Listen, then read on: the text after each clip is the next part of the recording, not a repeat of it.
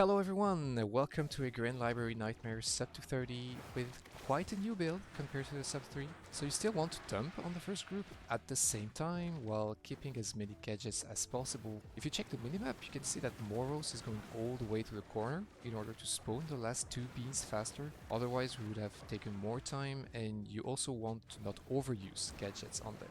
We're playing with the Healing Rite module and only 2 R&B to heal in between groups, and since 3 of us are playing Portal with Zap rightmost, it allows us to cancel Shells, Captains, and some others with much more ease. Here we're waiting for our cooldowns, otherwise we would have nothing for the second group of beans, and it's better to let one player spawn them, here Zeth, while the others are prepared to dump gadgets.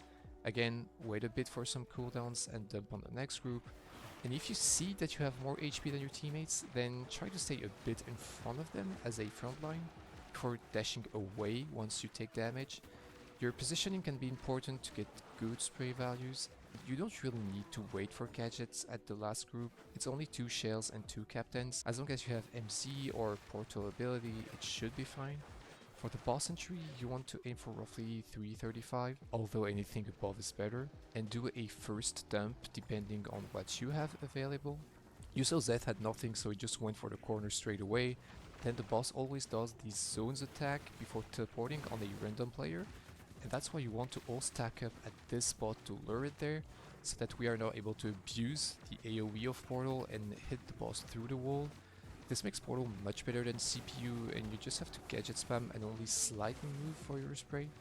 If you need to dodge something, try doing it without using your dash so that it's always ready in a bad scenario. It's also useful when the boss dives, and now you have to try and see if you can still hit it from your spot.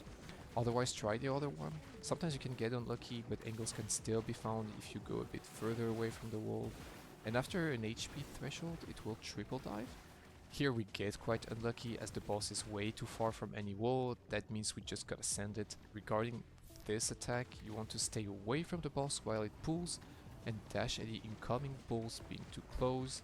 Then you can go full melee and not take a single damage. Here, I'm not gonna lie, it's a bit of a panic. We're only 2 with 5 seconds left, but the rest of the run was good enough that we could still get it.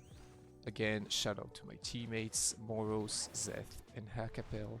Regarding the builds, we're going with 4 portals, all having spray, fireworks, and zap. You can choose either zap or spray rightmost.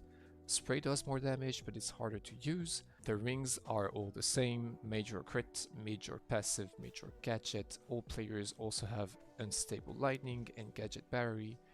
Then 2 of you can go R&B. 1 R&B can be enough, but it's way riskier. Then the 2 others can choose between Unstable Beam, Explodo, or Auto Zap. Just keep in mind that if you go with Auto Zap, you can aggro the groups of mobs, so stay a bit away from them. I hope this was helpful. There's actually many more runs coming very soon. Subscribe to not miss them, and I'll see you in the next one.